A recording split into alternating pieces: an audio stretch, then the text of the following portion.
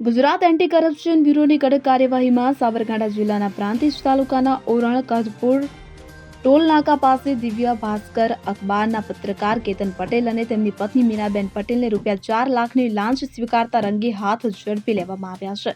આ ભ્રષ્ટાચારની ઘટનાએ સ્થાનિક વાસીઓમાં ચોંકાવ અને આક્ષેપની લાગણી જગાવી છે. મળતી માહિતી અનુસાર કેતન પટેલે ફરિયાદી વિરુદ્ધ એસીબીમાં કરેલી ફરિયાદના નિકાલ માટે ₹5 લાખની માંગણી કરી હતી. ફરિયાદીએ આ માંગણીને નકારી દેતા એસીબીનો સંપર્ક સાધ્યો. આજે ટોલ નાકા પાસે ગોઠવાયેલા લાંચના છટકા દરમિયાન કેતન પટેલે ફરિયાદી સાથે હેતુલક્ષી વાતચીત કરીને ₹4 લાખની રકમ સ્વીકારી લીધી અને તેને પત્ની મીનાબેનને સોંપી દીધી.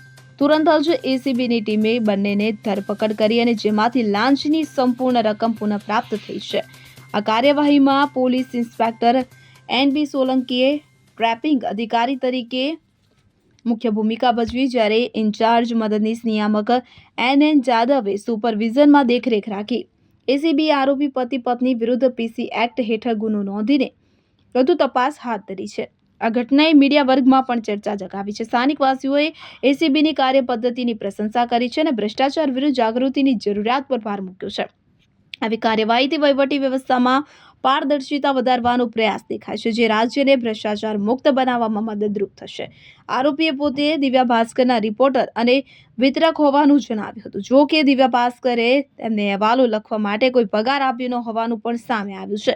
એસીબીએ આ મામલે વધુ તપાસ હાથ ધરી છે.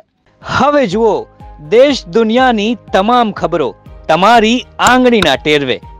ઉઠાવો મોબાઈલ અને Google Play Store પરથી ડાઉનલોડ કરો અમારી CN24 ન્યૂઝ મોબાઈલ એપ.